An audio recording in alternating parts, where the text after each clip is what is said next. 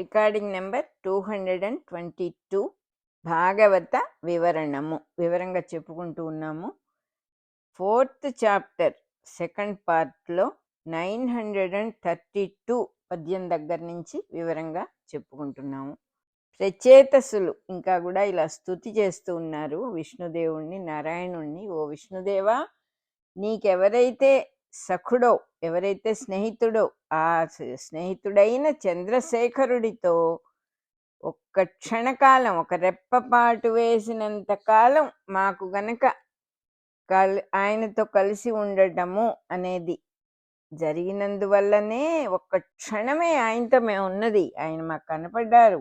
ఆ క్షణకాలంలోనే ఆయన దగ్గర నుంచి అద్భుతమైన పరమ సత్యాన్ని మేము విన్నాము. ఇంకా సంసార వ్యాధికి నిజమైన వైద్యుడవైన నిన్ను మటుకు చూడాలి అంటంలో మాకు ఆశ్చర్యం ఏముంది. దానివల్ల ఇంకా మేము కంప్లీట్గా కృతార్థులం అయిపోయినాము. భగవంతుణ్ణి గురించి ఉపదేశించే గురువు వల్ల భగవత్ సాన్నిధ్యం కలుగుతుంది అనటానికి ఇంకా సందేహమే లేదు. అసలు మాకు జరిగింది కదా. అలాగే భగవంతుడి గురించి ఉపదేశించే గురువు వల్ల మాకు భగవత్ సాన్నిధ్యం కలుగుతోంది అని అనుభవ రూపంలోనే మాకు తెలిసిపోతోంది కదా. ఇంకా అటువంటప్పుడు ఆ గురువు అనేవాడు అంతర్యామి రుచి మాకు చూపించగలిగినప్పుడు ఆ అంతర్యామి ఉన్నాడా లేడా అని సందేహం ఎవరైనా పడతారా? అనుభవ రూపంలో తెలిసిపోతోంది కదా. ఆ దర్శన భాగ్యం ఎప్పుడూ కూడా గురువు యొక్క ఉపదేశ రూపంలోనే వస్తుంది. కాబట్టి ఇంకా ఆ గురువే అంతర్యామి స్వరూపం అని తెలుసుకోవాలి కదా. శివుడు గొప్పవాడా, నారాయణుడు గొప్పవాడా అనేది ఆ ప్రశ్న వేసేవాడి దురభిమానం తప్ప అది ఇంతమంది ఎక్కడున్నారు తండ్రి? ఉన్నవాడివి నువ్వు ఒక్కడివే కదా. నిన్ను ఏ పేరుతో పిలిచినా పలుకుతావు కదా. గురువుగా వచ్చిన వాడివి నువ్వే, నీ గురించి చెప్పేవాడివి నువ్వే. అటువంటి దేవుణ్ణి కొలిచి తరించటానికి గురువు కావాలా అక్కర్లేదా అనే సందేహపడటం కూడా చాలా చిన్నతనం. అది కూడా అవసరం లేదు. మేము వేదాలను అధ్యయనం చేస్తాము, శాస్త్రాలను అధ్యయనం చేస్తాము. గురువు గారు అనుగ్రహిస్తారు. పెద్దల దగ్గరికి వెళ్ళి మేము వాళ్ళని కొలుచుకుంటాం, నమస్కరించుకుంటాం. పూజ్యులైన పెద్దవాళ్ళకి, గురువులకి వంగి నమస్కరిస్తాము. తోటి జీవుల్ని, మాతో పాటు ఉన్న అందరినీ, జీవులని, మనుషుల్ని అందరినీ చూసి అసూయ పడకుండా ఉండటం, అవన్నీ జరుగుతూ ఉన్నాయి. నీ సంతోషం కోసం అవన్నీ మేము చేయాల్సిన పనులే కాబట్టి మా కోసం కాదవి, అవన్నీ నీ సంతోషం కోసమే. ఆ నువ్వు ఎవరు అంటే మాకు ఎదురుగా ఉన్నవాడివి, సమస్తమైన వస్తుజాలంగాను సమస్తమైన జీవజాలంగాను ఉన్నవాడివి నువ్వే. అందువల్ల అందరినీ చూసి ఆనందపడటం, అందరినీ ప్రేమించగలగటం చేస్తే నీకు ఆనందం కలుగుతుంది. అది తర్వాతనే ఇంకా ఎవరైనా సరే. అట్లాగే అన్నం లేకుండా నీళ్ళల్లో కూర్చొని ఎంతో కాలం తపస్సు చేయటం మేము ఎందుకంటే నీకోసం నాయన, నీ సంతోషం కోసమే. అన్నం లేకుండా జలముల్లో, నీళ్ళల్లో తపస్సు చేయటం అంటే అర్థం ఏంటంటే, ప్రచేతసులు జీవులు గర్భస్థులైనప్పుడు పిండంలో ఇంద్రియాలుగా తపస్సు చేస్తూ ఉంటారు. ఆ పిండం నీళ్ళల్లోనే ఉంటుంది కదా. అది సింబాలిజం అన్నమాట. నీ సంతోషము అనే మాట కూడా ఎట్లా వచ్చిందా? పరమాత్మ ఎక్కడున్నాడు? మన రూపంలోనే ఉన్నాడు కదా. నా కోసం నేను చేసుకోక్కర్లేదు, నీ కోసం చేస్తే నాకే ఆనందం కలుగుతుంది అనే చక్కని ఒక రహస్యాన్ని ఇక్కడ చెప్పేశారన్నమాట. నీ సంతోషం అంటే ఏంటంటే నీ వల్ల మేం పొందుతూ ఉన్న సంతోషము అని చెప్పారు ఇక్కడ. చతుర్ముఖ బ్రహ్మ, శివుడు, స్వయంభువ మనువు గారు, వీళ్ళందరూ ఎంతో బుద్ధిమంతులు, ఎంతోమంది బుద్ధిమంతులు. అందరూ కూడా తపస్సుతో, జ్ఞానంతో నీ యథార్థమైన నీ అసలు స్థితిని ఎంతో స్తుతిస్తారు. నీ స్థితిని తెలుసుకోవడానికి ఎంతో ప్రయత్నం చేస్తారు, కానీ దాంతో చూడలేరు. నువ్వేమిటో వాళ్ళకి అర్థం కాదు. అలాగని వాళ్ళు ఏమి స్తుతించటం మానేయరు కదా. ఎవరికి తోచినంత వరకు వాళ్ళు స్తుతిస్తూ ఉంటే అదే వాళ్ళకి సంతోషం కలుగుతూ ఉంటుంది. అదే రకంగా మేము కూడా నిన్ను మా బుద్ధులన్నిటికీ కూడా మూల కారణమైన వాడిగా నిన్ను స్తుతిస్తూ ఉన్నాం. అన్ని సమస్తానికి నువ్వే కారణం, మాకు సంబంధం లేదు ఇక్కడ. అంటున్నారు. నువ్వు అంతర్యామివే కాబట్టి అందరి యందు సమానంగా ఉంటావు. అందరి విషయంలో ఆది పురుషుడివి, అతీతుడవు. అతీతుడవంటే ఎక్కడ అంటుకోకుండా ఉన్నటువంటి వాడివి, పరిశుద్ధమూర్తివి. ఇన్ని రూపాలు, ఇంత సృష్టి జరుగుతూ ఉన్నా కూడా నీకెక్కడ ఏది అంటదు. కలగనేవాడు కలని చటుక్కున వదిలేసి మెళకువ తెచ్చుకున్నట్టుగా ఏది నీకు సంబంధం లేదు ఇక్కడ. ఏదేదో జరుగుతాయి సృష్టిలో, అన్నీ నీ లోపలికి వెళ్ళిపోతాయి అంతే తప్ప నువ్వు దీనికి లొంగిన వాడివి కాదు. దీనివల్ల నీకు ఏ రకమైనటువంటి కర్మబంధం కానీ ఏ రకమైన కనెక్షను లేదు. నువ్వు దీనికి సంబంధించిన వాడివి కానే కాదు. నీ వల్ల ఇదంతా ఉంది కానీ నువ్వు దీనికి సంబంధించిన వాడివి కాదు అనే అద్భుతమైన విషయం ఎక్కడ సృష్టిలో ఎవరు ఊహించలేనిది నీ విషయంలో నిజం అది అని చెప్తూ, ఇంకా పరిశుద్ధమూర్తివి నాయన, నువ్వు వాసుదేవుడివి, సత్వగుణమూర్తివి, ఇన్ని రూపాలతో దిగి వస్తూ ఉన్న భగవంతుడివి నువ్వే కదా. ఇట్లా సర్వభావాలతో నీకు నమస్కరిస్తున్నాను నాయన అంటూ ప్రచేతసులు ఆయనకి, పరమాత్మకి శరణాగతి చేశారు. నారాయణుడు వాళ్ళ సంతోషం రూపంలో తను సంతోషించిన వాడై వాళ్ళకి సంతోషం కలిగినప్పుడు ఆయన కూడా సంతోషిస్తాడట. అప్పుడు వాళ్ళు కోరిన వరాలు ఇచ్చాడు ఆయన. ఏమిటా వరాలంటే, ఆ రాజకుమారులు ఎంతో సంతోషించి స్తుతిస్తే వాళ్ళ మనస్సుగా అతడు సంతోషించి ప్రత్యక్షమయ్యాడుట పరమాత్మ. ఆ ప్రత్యక్షమైన పరమాత్మని ఎంత చూసినా తరగని భావంతో ఇంకా ఇంకా చూస్తూనే ఉన్నారుట. వాళ్ళు చూస్తూనే ఇంకా చూడాలి అనే కుతూహలం వాళ్ళకి తగ్గటం లేదుట. ఇంకా ఇంకా ఇంకా చూస్తూ ఉన్నారట. అట్లా ఎంతో పూజింపబడి అతడు చివరికి తన లోకానికి వెళ్ళిపోయాడు. అంటే ఆత్మపదం చేరాడు. అంటే ఏంటి? ఆత్మపదము అంటే వాళ్ళల్లో ఆయన అంతర్యామి అయి ఉండిపోయాడు. విడిగా కనపడటం మానేశాడు. వాళ్ళల్లో అంతర్యామిగా అంటే వాళ్ళ లోపలికి వెళ్ళిపోయి వాళ్ళుగానే ఉన్నాడు ఆ పరమాత్మ అని. ఆ తర్వాత ప్రచేతసులు భగవంతుడి ఆజ్ఞను తల మీద పెట్టుకొని శిరస్సును ధరించి సముద్రపు నీళ్ల నుంచి బయటకు వచ్చి స్వర్గానికి వెళ్ళాలని బయలుదేరితే స్వర్గద్వారాలు తలుపులన్నీ మూతబడి ఉండటాన్ని చూశారు. చూడగానే వాళ్ళకి చాలా కోపం వచ్చిందిట. కళ్ళు నిప్పులు గక్కుతూ ఉంటే భూమి మీద చెట్లే లేకుండా చేస్తాము, ఈ చెట్ల వల్లే ఆ చెట్లు గుబుర్లు కట్టి స్వర్గద్వారాలు మూసుకుపోయినాయి, అందువల్ల చెట్లు లేకుండా చేస్తాము అన్నారుట. అనగానే వాళ్ళ ముఖాల నుంచి గాలి, అగ్నిదేవుడు, వాయుదేవుడు, గాలిదేవుడు బయలుదేరి వచ్చి చెట్లను కాల్చేసేయటం మొదలుపెట్టారట. చెట్లకు కలిగిన ఈ ప్రళయాన్ని గమనించి చతుర్ముఖ బ్రహ్మగారు గబగబా కిందకు వచ్చారు. వచ్చి మంచి మాటలతో రాజకుమారుల కోపాన్ని తగ్గించారట. మిగిలిన వృక్షాలన్నీ కూడా భయపడి చెట్లన్నీ చతుర్ముఖుడు చెప్పాడు కాబట్టి వాళ్ళ అమ్మాయిన మారిష అనే అమ్మాయిని ఈ ప్రచేతసులకు ఇచ్చి పెళ్లి చేశారు. పెళ్లి చేసినట వృక్షాలన్నీ, చెట్లన్నీ. పూర్వము దక్షుడు ఈశ్వరుడి గురించి అపరాధం చేసినప్పుడు ఒక శాపం వచ్చింది కదా. ఆ శాపం కారణం వల్లనే వీళ్ళందరూ ఒక్కతేనే వివాహం చేసుకోవటం అనేది జరిగింది అంటున్నారు. దైవ సంకల్పాన్ని ఎవరు తప్పించలేరు కదా. లోకంలో ఎవరికైనా 10 మంది భార్యలు ఉండరు కదా. విష్ణుమూర్తి కల్పించే మాయలు అద్భుతంగా ఉంటాయి. అది తెలుసుకుని ఆయనకి నమస్కారం చేయటం తప్ప మనం చేయగలిగింది ఏం లేదు. భూమి మీద జీవులు చెట్లుగా వచ్చినప్పుడు ఇంద్రియాదుల సృష్టి అసలు లేదు కదా, ఇంద్రియాలే లేవు కదా చెట్లుగా ఉన్నప్పుడు. కాబట్టి స్వర్గ సుఖాలు కూడా లేవు. మరి స్వర్గ సుఖాలు లేనప్పుడు చెట్లు స్వర్గ ద్వారాలు మూసినయి అనే మాట ఎలా చెల్లుతుంది?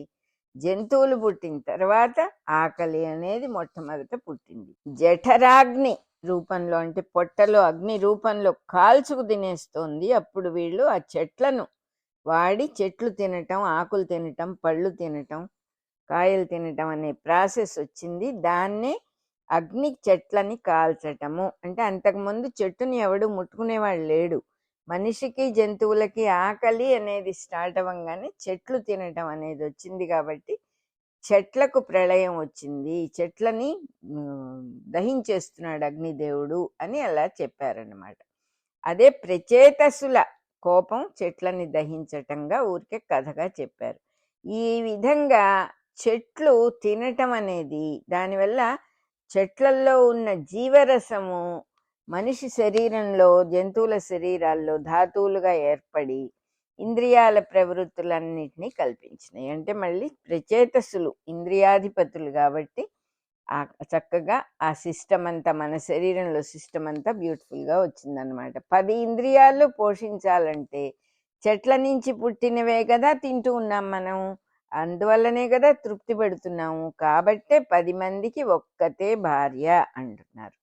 ఇదంతా నారాయణుడి సంకల్పంగా ఉండి బ్రహ్మగారి చేత సృష్టించి రక్షించబడుతోంది. కాబట్టి ఇది నిజంగా ఎవరు నమ్మలేనటువంటి ఇంద్రియ ప్రవృత్తి, ఆహార కల్పనము. ఆహారం అనేది ఎలా అసలు సృష్టించారు? ఆకలి అనేది లేకపోతే ఆహారం తీసుకోలేం కదా. ఆహార కల్పనం, ఇంద్రియ ప్రవృత్తి, ఆకలి ఇవన్నీ కూడా అడ్డు లేకుండా జీవధర్మాలు అయిపోయినాయి పరమాత్మ సృష్టి వల్లనే అంటున్నారు. దక్షయజ్ఞంలో శివనింద జరిగినప్పుడు అక్కడ ప్రచేతసులు ఉన్నారు. అంటే గర్భధారణ అనే యజ్ఞం ప్రారంభమైనప్పుడే కదా ఇంద్రియాలకు అధిపతులైన వాళ్ళు ఉంటారు. వాళ్ళకి శాపం కలిగింది కాబట్టి ఇంద్రియ పరితృప్తితో భగవంతుణ్ణి మరిచిపోవటము అనేది కూడా ఏర్పడింది మాయగా. ఈ మర్చిపోవటమే శివుడికి దక్షయజ్ఞంలో ఎక్కడ స్థానం లేకుండా నిర్ణయం జరగటం అన్నమాట.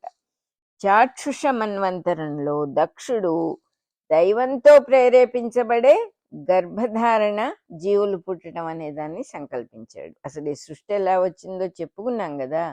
దానిలో జీవులు ఇష్టపడటం అనేది కూడా సృష్టించబడింది అనమాట. ఇష్టపడి చేసేది ఎప్పుడు కూడా యజ్ఞమే అవుతుంది. దాంతో గర్భధారణ అనే యజ్ఞం ఇష్టి అనబడింది అనమాట. ఇష్టపడి చేసిన దాన్ని ఇష్టి అన్నారు. ఈ యజ్ఞంలో దక్షుడు కూడా బాగా మంచి పేరు ప్రఖ్యాతులు సంపాదించాడు. ఎందుకంటే మొట్టమొదటిసారి మానవ దేహాన్ని క్రియేట్ చేశాడు. ప్రసూతి అనే దాన్ని క్రియేట్ చేశాడు.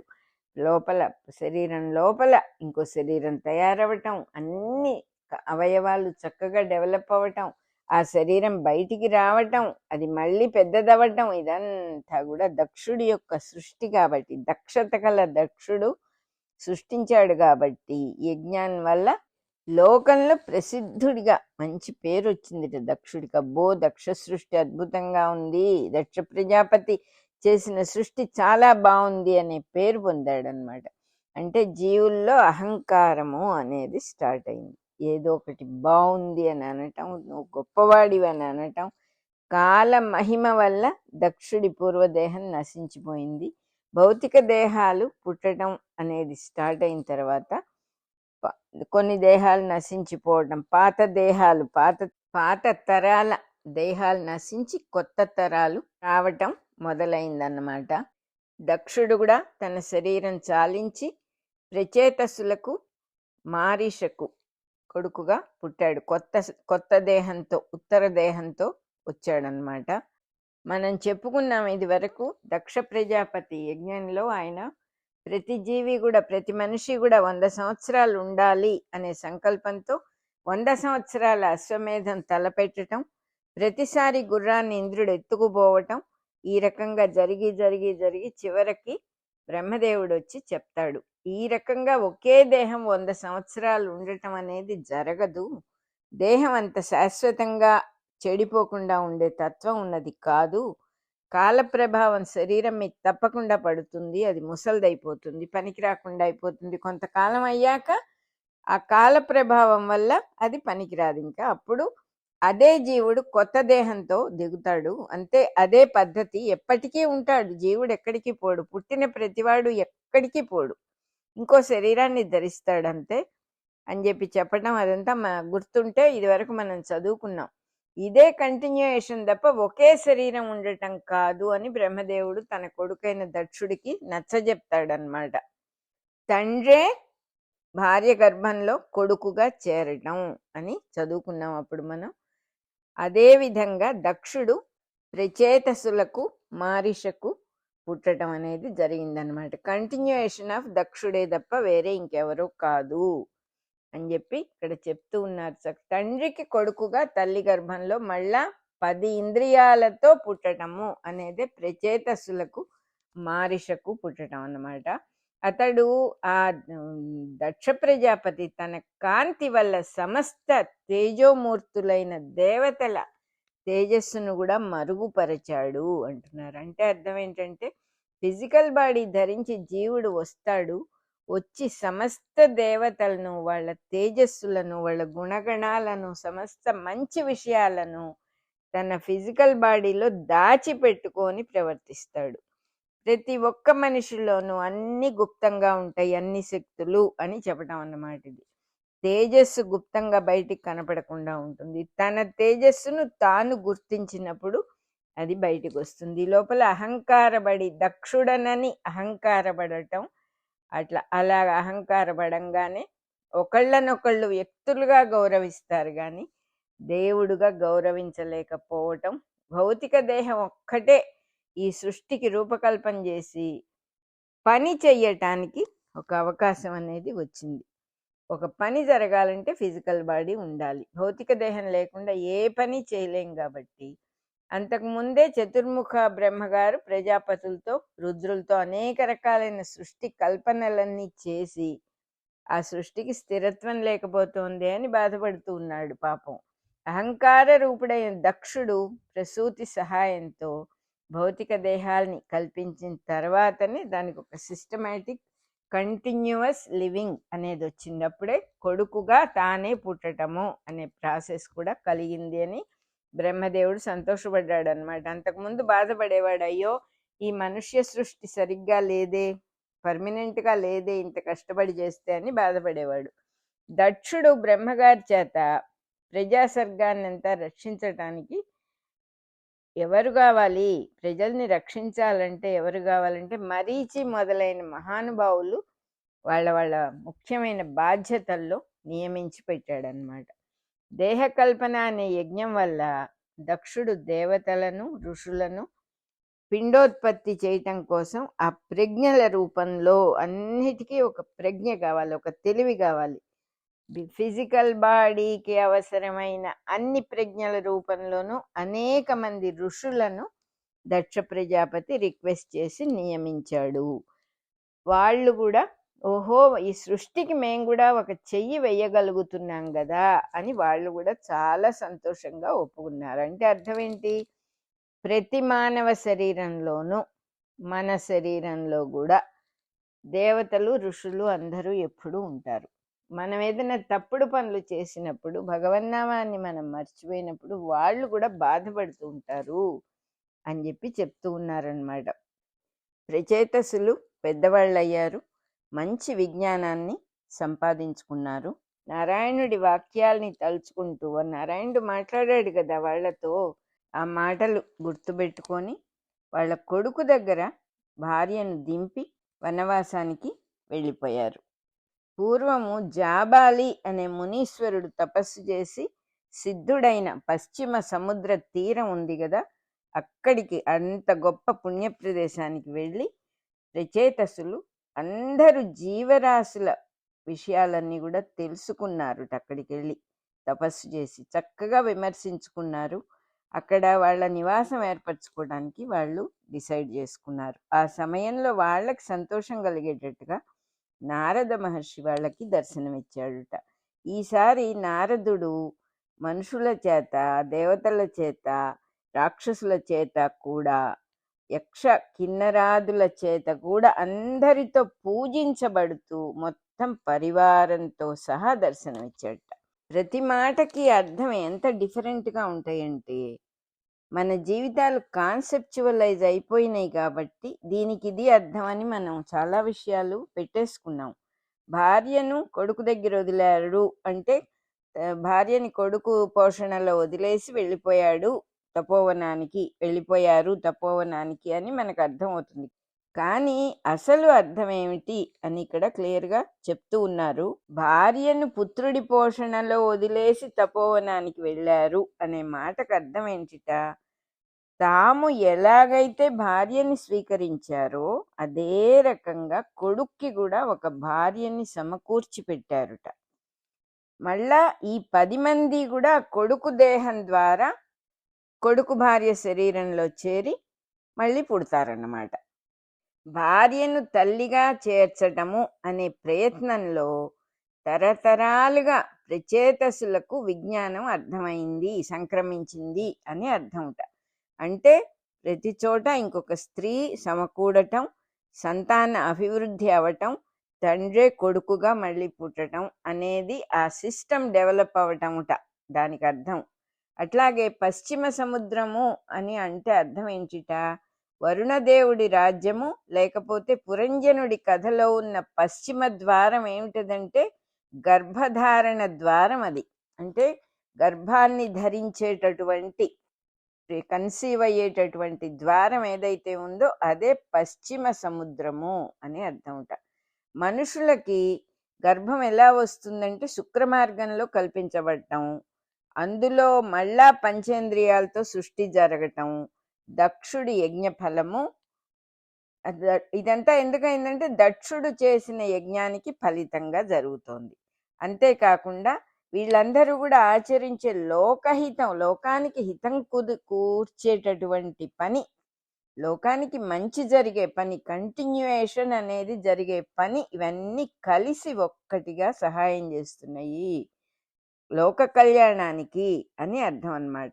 వాళ్ళు జ్ఞానాన్ని అభివృద్ధి చేసుకున్నారు ప్రచేతసులు అంటే అర్థం ఏంటిట? మనం అనుకునే విజ్ఞానాలు కావవి. భౌతిక దేహంలో పుట్టిన ప్రతి జీవి కూడా ఇంద్రియాల వల్లనే ఇంద్రియ సుఖాలన్నిటినీ కూడా తెలుసుకొని అనుభవించటం నేర్చుకున్నారు అని అర్థం అన్నమాట. నారదుడు బ్రహ్మజ్ఞానానికి గురువు కాబట్టి అతడు ఈసారి ఏం చేశాడంటే సమస్త దేవ దానవాది పరివారాలతో, అంటే దేవతలతో, రాక్షసులతో, మొత్తం పరివారాలందరితో, చాలా మందిని మీరు చెప్పారు కదా ఇక్కడ వరుసగా. నారదుడు ఎలా దర్శనమిచ్చాడు అంటే సురులు, నరులు, యక్ష కిన్నరాదులందరి చేత, అసురుల చేత అందరితో పూజింపబడుతూ నారదుడు వచ్చాడు. అందరూ మొత్తం సృష్టి జీవులందరూ కూడా నారదుణ్ణి పూజిస్తూ ఉంటే ఆ సమూహంతో వచ్చి వీళ్ళకి కనపడ్డాడు. అంటే అర్థం ఏమిటిట? ఇక్కడ మనం ఊహించుకునే అర్థం కాదు ఇది. అంటే ఇంద్రియాలన్నిటితో అన్ని పనులు చేస్తూ ఉన్నటువంటి శరీరాన్ని ధరించిన మనిషికి మటుకే బ్రహ్మజ్ఞానం అనేది తెలుస్తుందిట. మనిషి శరీరం లేకుండా వేరే ఏ దేహంతో కూడా బ్రహ్మజ్ఞానాన్ని తెలుసుకోవటం అవదు అని దానికి అర్థం ఉంటాయి. ఇందుకు నారదుడనబడేటటువంటి గురువు అందరితో పూజించబడుతూ వచ్చాడు. అంటే సమస్తాన్ని తెలుసుకోవాలి. ఏదో ఒక్క విషయం తెలుసుకుంటే బ్రహ్మజ్ఞానం అవదది. మొత్తం సర్వము తానే, సర్వం బ్రహ్మమయం అని తెలియాలంటే నారదుడి వంటి గురువు ఉండాలి.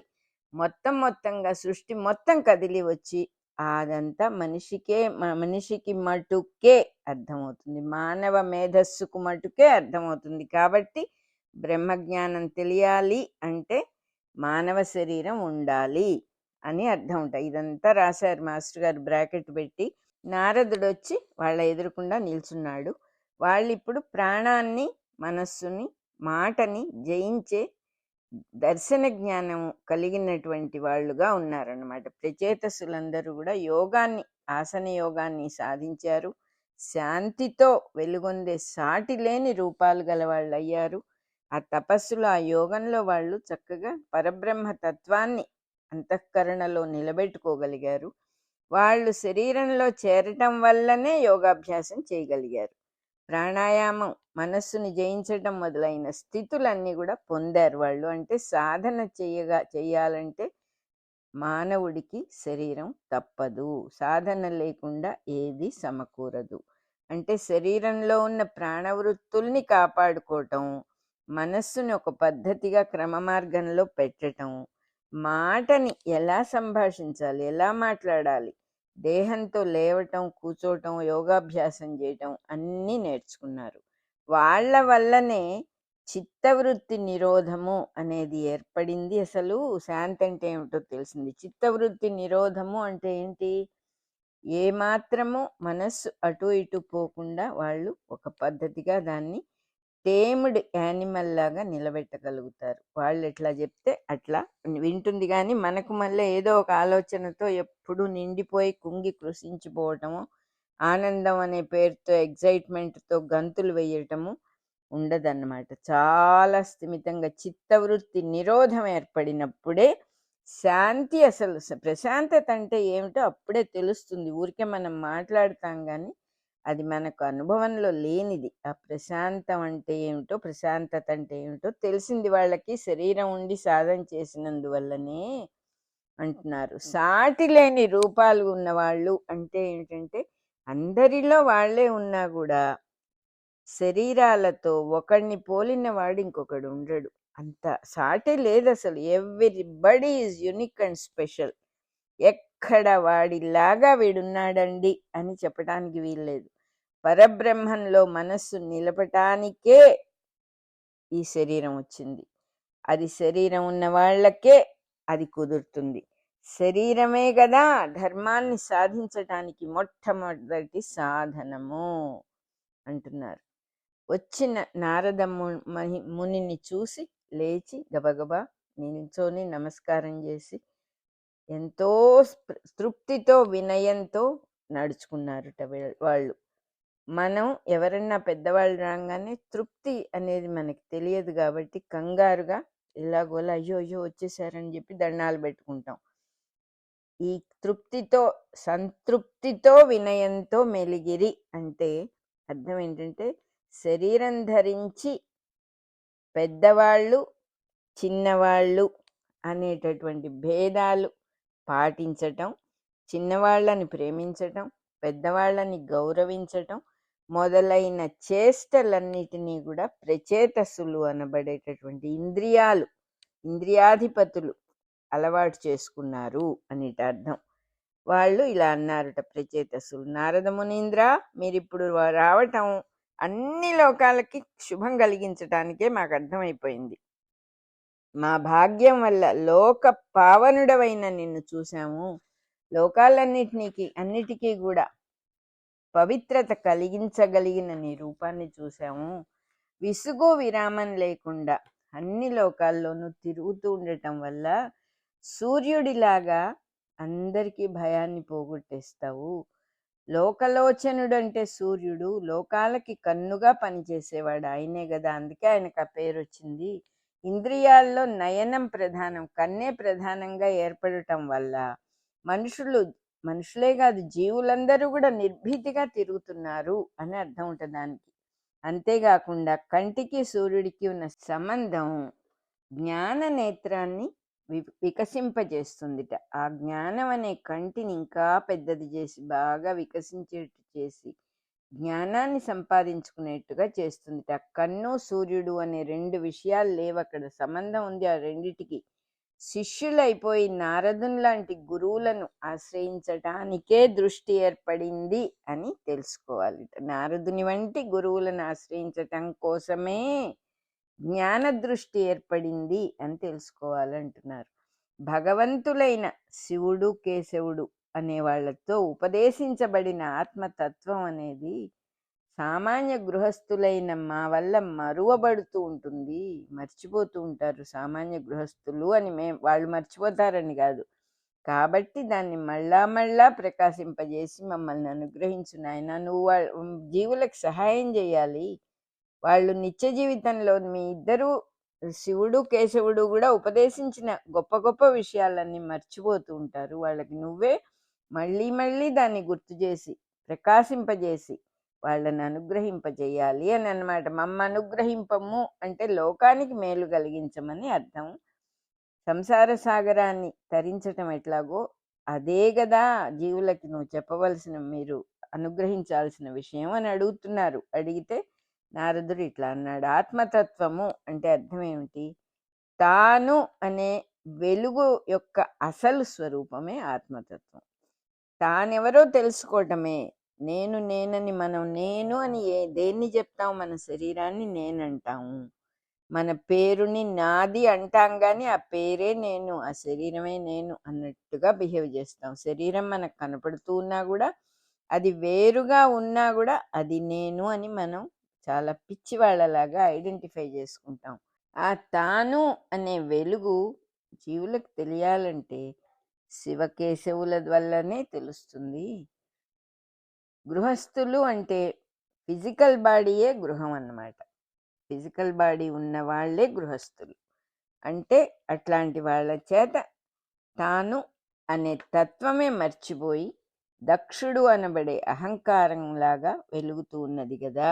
అంటే మనం అందరం నేను నేను అని అనుకోవటమే దక్షుడి అహంకార స్వరూపం అన్నమాట. అహంకారం అంటే ఇది నేను అది నేను అని ఒక నేనుని మనం ఒక ఆర్టిఫిషియల్గా వెలిగింపజేస్తూ ఉన్నాం మనమంతా. అది కూడా మాయలో భాగమైనా కూడా మళ్ళా మనం అది తెలుసుకొని ఓహో ఇది మాయలో భాగం కదా, ఇది నాటకం కదా, ఇది కేవలం రోల్ ప్లే కదా, అసలు ఉన్నది ఆత్మవస్తువే కదా, నేను అంటే తాను కాదు గదా, తాను అనబడేవాడు సర్వత్రా ఉన్నవాడు గదా, అది పరబ్రహ్మ తత్వమే గదా సాక్షాత్తు అని ఆ ఉపదేశం చేయటం కోసం నారదుల వారే సద్గురువు రూపంగా దిగి వస్తారుట. మనుషులకి జన్మ, కర్మ, ఆయుష్, మనస్సు ఈ పరికరాలన్నిటితో అంతర్యామి అయిన ఆ భగవంతుడికి అర్పించి శరణాగతి చేసి సమర్పణ చేసి జీవించటం కోసమే ఇవన్నీ ఏర్పడినాయి. అప్పుడే అవన్నీ కూడా సార్థకమవుతాయి. అట్లాంటి జన్మమే అసలైన జన్మము. అది లేని జన్మము ఉపనయన దీక్ష తీసుకున్నా కూడా, ఎన్ని పనులు చేసినా కూడా, ఎన్ని కర్మలు చేసినా కానీ, ఎంతకాలం జీవించినా కూడా ఏమీ ఉపయోగం లేదు. అటువంటి వాళ్ళు వేదోక్త కర్మలు వేదానికి సంబంధించిన కర్మలన్నీ చేసినా కూడా, యజ్ఞాలు, జపము, తపము, పాండిత్యం, సంభాషణలు ఏం చేసినా కూడా ఏమీ ఉపయోగం లేదు. నారాయణుడికి భగవంతుడికి సమర్పణగా చేసిందే ఉపయోగించే విషయం. ఉపనయనము అంటే అర్థం ఏమిటి? ఉపనయనము అంటే గురువునకి అప్పజెప్పటము. గురువులో అంతర్యామిని చూడనప్పుడు ఉపనయనం ఎందుకు అసలు? మనకు ఉపనయనం అంటే ఒడుగు కదా, జంధ్యం వేయటం ఉపనయనము అంటే. కానీ ఆ ఉపనయనము అనే అసలు మాటకు అర్థం ఏంటంటే గురువు గారికి మనల్ని మనం అప్పజెప్పుకోవటం. గురువే అంతర్యామి, ఆ భగవంతుడు సాక్షాత్తు అని తెలియకుండా ఉంటే ఎందుకు ఆ ఉపనయనం అంటున్నారు. ఆయుర్దాయం అంతా కూడా, మన ఆయుష్ అంతా కూడా భగవదర్పితం కాకపోతే దానికి వేరుగా ఏదైనా ఫలితం ఉంటుందా అసలు? స్వార్థం అనేది ఒక భ్రాంతే గాని నిజానికి అది ప్రయోజనం కాదు. ఊరికే ఇది అయ్యో ఇది నాకు కావాలి అని అనిపిస్తూ ఉంటుంది కానీ అది ఒక ఊరికే ఒక భ్రాంతి అంటున్నారు. భ్రాంతి అంటే జరిగేది కాదు, ఊహాగానమే అంటున్నారు. వేదంలో చెప్పిన పనులన్నీ చేస్తున్నా కూడా వాటిల్లో అంతర్యామి ప్రజ్ఞ కంట వేరే ఏదైనా మనకు కనపడిందంటే అది అజ్ఞానమే. అంటే ఏ పని చేసినా అంతర్యామిని మర్చిపోకూడదు. స్వామి ఒక్కడే, ఆయనని కోసమే నేను ఇదంతా కూడా చేస్తున్నా. ఆయనని దర్శించటమే నా యొక్క పరమావధి. ఆయనకి నేను సమర్పించుకొని ఏ ఫలితం ఇస్తాడో నాకు తెలియదు, ఆయన ఇష్టం. ఫలితం ఇచ్చేవాడు ఆ పరమాత్మ కాబట్టి ఆయన పరంగా నేను ఇచ్చేస్తున్నా అని చేయకపోతే అది అజ్ఞానం. అట్లాగే జపం చేసినా అంతేటా, ఎంత పాండిత్యం నేర్చుకున్నా అంతేటా, ఎంత గొప్పగా వక్తండి, అద్భుతంగా మాట్లాడతారండి వారు అన్నా కూడా అంతేట, ఏం ప్రయోజనం లేదు. కాబట్టి అటువంటి వాళ్ళు ఎన్ని గొప్ప వేదం చెప్పిన పనులు చేస్తూ ఉన్నా కూడా తాము కోరిన ఫలితాలనే ఆశించినప్పుడు అది తప్పకుండా అజ్ఞానమే అవుతుంది. జపాలు చేసినా తపాలు చేసినా కూడా ఆహా ఎంత గొప్పవాళ్ళండి వాళ్ళు, ఇన్ని సంవత్సరాల నుంచి కూర్చొని తపస్సు చేస్తున్నారండి అని ఆ గొప్పతనాన్ని నిరూపించుకోవడానికి చేయటం అనేది అనవసరం. అసలు ఏమి దే విల్ గెట్ నథింగ్ అని చెప్తూ ఉన్నారు ఇక్కడ. అలాగే చాలా గొప్పగా మాట్లాడగలిగిన పండితులకు ఒకళ్ళనొకళ్ళు బాగా ఆర్గ్యుమెంట్లో నెగ్గి ఫస్ట్ ఓ భేష్ భేష్ అని ప్రపంచం చేత చప్పట్లు కొట్టించుకున్న వాళ్ళకి ఏమీ ఉపయోగం లేదు అని చెప్పి చెప్తున్నారు. ఆ పరమాత్మకి అర్పించిన ఏ పని అయినా కూడా అది సఫలం అవుతుంది. చాలా గొప్ప పని చేయక్కర్లేదు మనం, సర్వసామాన్యమైనటువంటి హృదయపూర్వకంగా పరమాత్మని తలుచుకుని సర్వత్రా ఆయనే ఉన్నాడు, అంతర్యామిగా అంతటా ఉన్నవాడు ఆయనే అనే భావంతో చేసే ప్రతి పని, అక్కడ చిన్న పని, పెద్ద పని, మంచి పని, చెడ్డ పని, లేదా ఏదో చాలా గ్రేట్, ఇంతకు మించినటువంటి కర్మ వేదంలో పెద్దదేం చెప్పలేదండి అనేది కానీ లోకం మొత్తానికి ఉపయోగిస్తుంది అనేటటువంటి ఎటువంటి గొప్పతనాలు కూడా ఆరోపించి లాభం లేదు, ఏమీ ప్రయోజనం లేదు, అసలు అవసరం కూడా లేదు, అవన్నీ ఆరోపించాల్సిన అవసరం లేదు. చెయ్యవలసింది ఒక్కటే, శ్రద్ధతో ఆ పరమాత్మే సర్వత్రా ఉన్నాడనేటువంటి సమర్పణా భావంతో చేసేవాడు ఆయనే, అనుభవించేవాడు ఆయనే, సమస్తానికి ఆయనే కర్త, కర్మ, క్రియ. చేసేవాడు, నడిపించేవాడు, చెయ్యటము అనే క్రియగా ఉన్నవాడు ఆయనే అని తెలిసి సమర్పణ బుద్ధితో ఏ పని చేసినా అదే గొప్ప విషయం అయిపోతుంది, అదొక్కటే ఫలితాన్ని ఇస్తుంది అని చెప్పారు. మన రికార్డింగ్ నెంబర్ 222 అయిపోయింది. 4th చాప్టర్ సెకండ్ పార్ట్లో 932 పద్యాల దగ్గర నుంచి 952 పద్యాల వరకు వివరంగా చెప్పుకున్నాం.